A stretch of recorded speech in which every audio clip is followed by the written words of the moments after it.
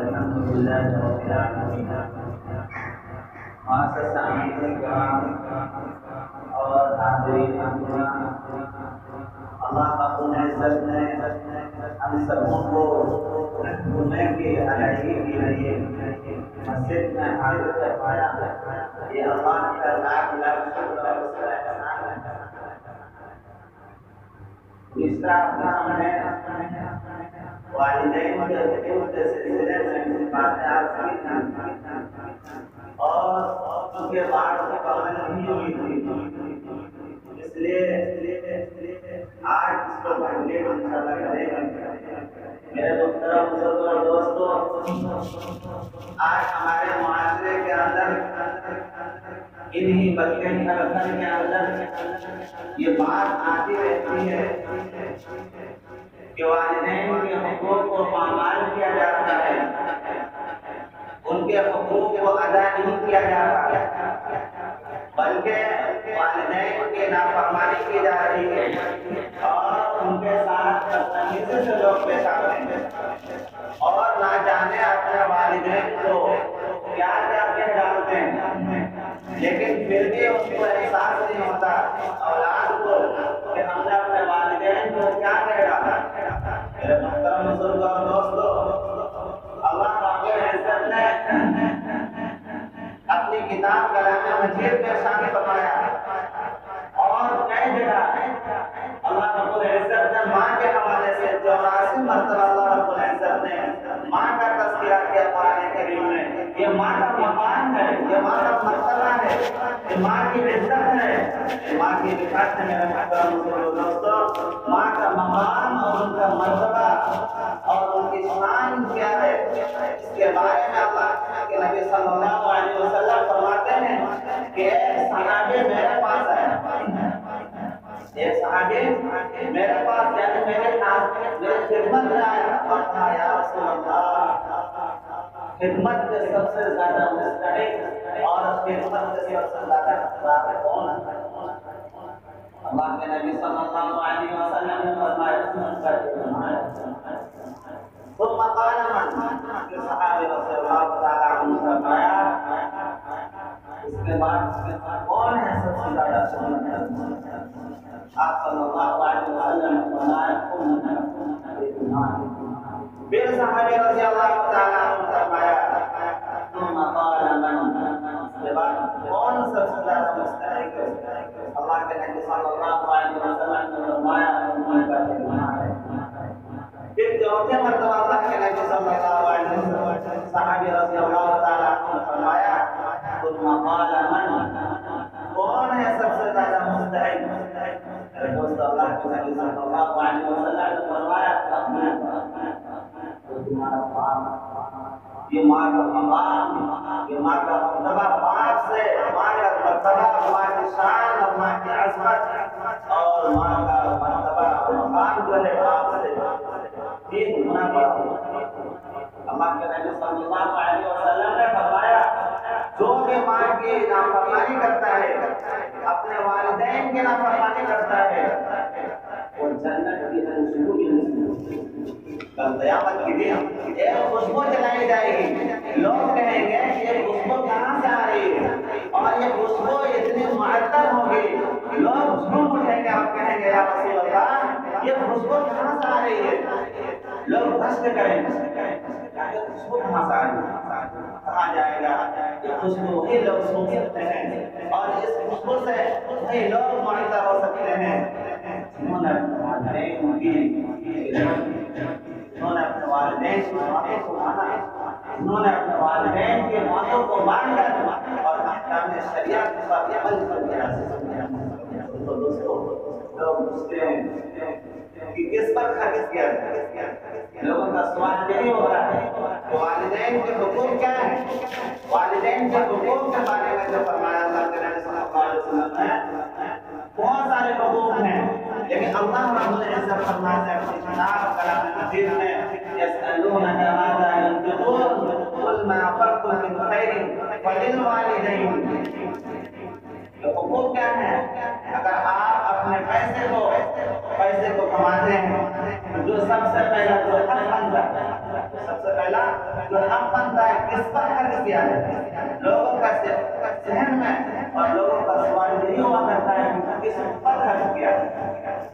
مجھے فرمایا ولیل والدین، سب سے پہلے فرمایا ولیل والدین، اپنے والدین پر خرچ کرو. کیا فرمایا؟ والاقربین، رشتہ داروں پر خرچ کرو.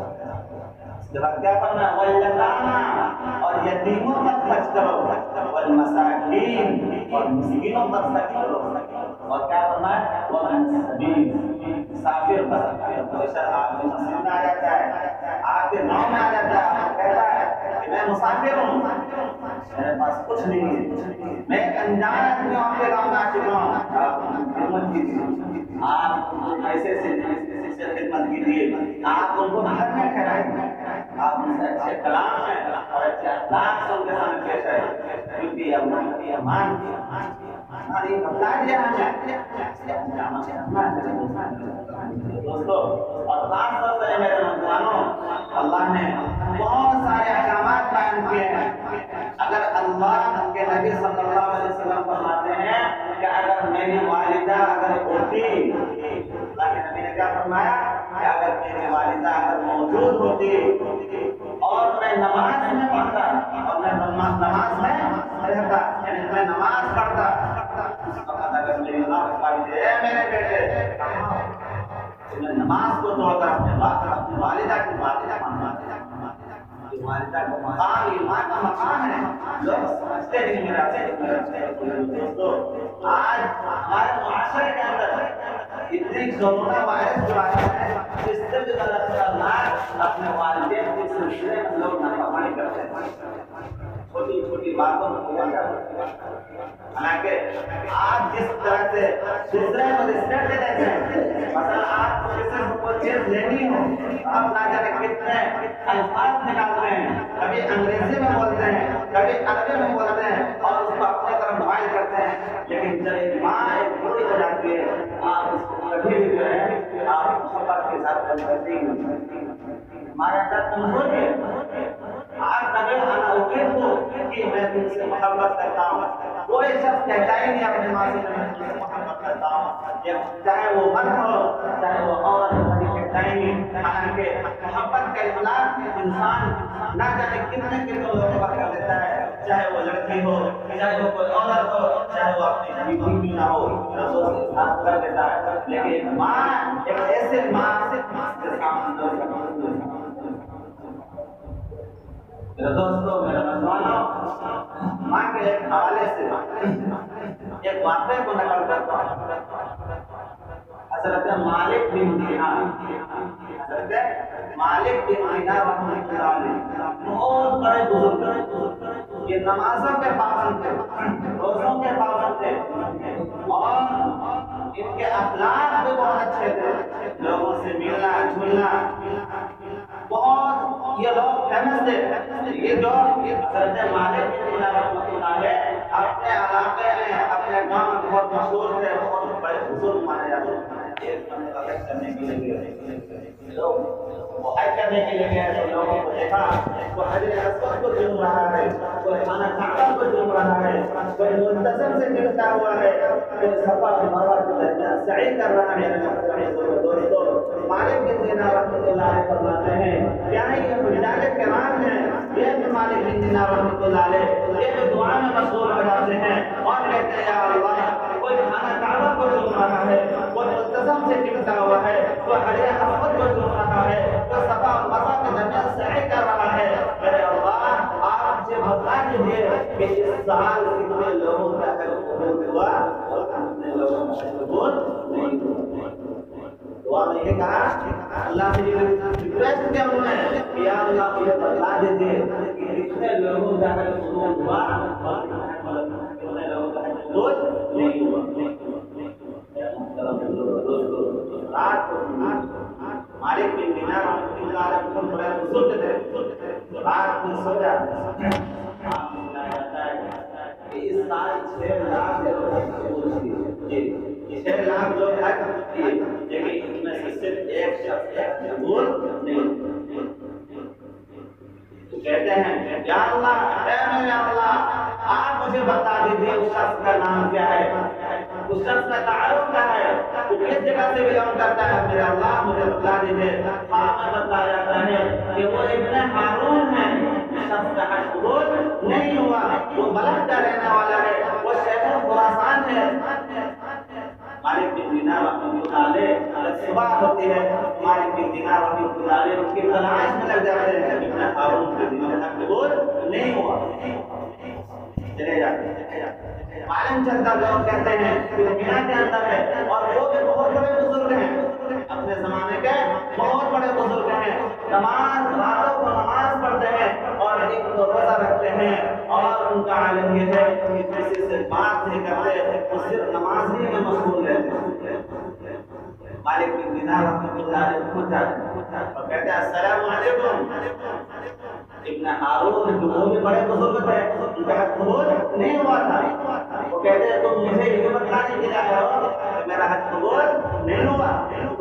وہ بھی قصبہ والے تھے، کہہ رہے وہ کیسے آئے ابن مالک بن دینار رحمۃ اللہ علیہ، ابن ہارون نے یہ کہہ دیا کہ تم یہ بتلانے کے لیے آئے ہو کہ میرا حج قبول نہیں ہوا۔ مالک بن دینار رحمۃ اللہ علیہ فرماتے ہیں کہ میرے پیروں تلے زمین کھسک گئی، یہ تو بہت بڑے بزرگ ہیں، یہ تو میرے باتوں کا، میرے دل کے بات کا انہوں نے جان لیا اور ایکسپٹ کر لیا۔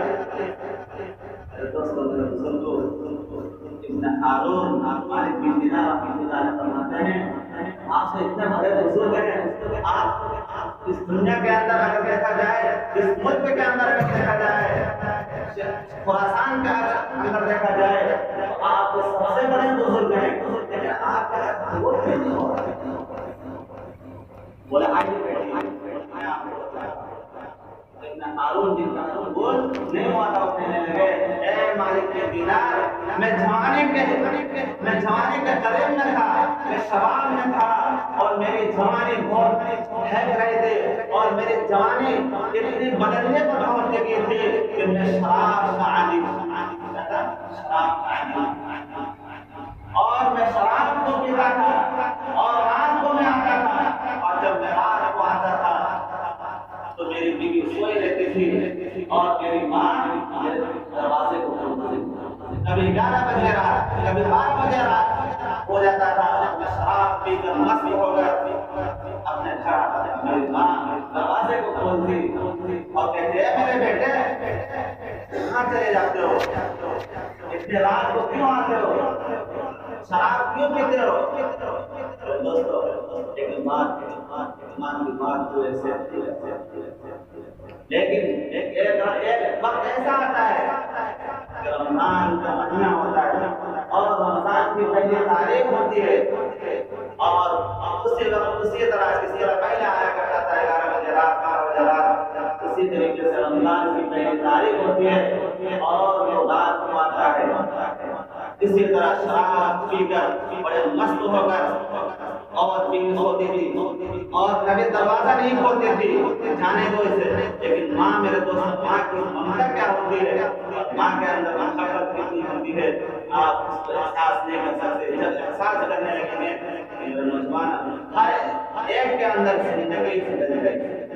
اس کے بعد جو ہے ماں کہتی ہے کہ رمضان کا مہینہ ہے اور تم شراب پی رہے ہو، تمہیں شرم نہیں آتی ہے، میں نے تمہیں معاف کر دیا، لیکن یہ رمضان کا مہینہ ہے۔ دوستو ابن ہارون جن کا قبول نہیں ہوا تھا، وہ کہتے ہیں کہ شراب کا عادی تھا، میں نے سوچا کہ روز روز کا روڑا اور روز روز کی واقعہ میرے ماں پر ٹوکتی رہتی ہے، اس لیے ایک ایسے کھانا اس کو لگا دیا جائے، ایسے جگہ کر دیا جائے کام تمام ہو جائے۔ میرے دوستو کہا جاتا ہے کہ گھر کے کنارے میں تندور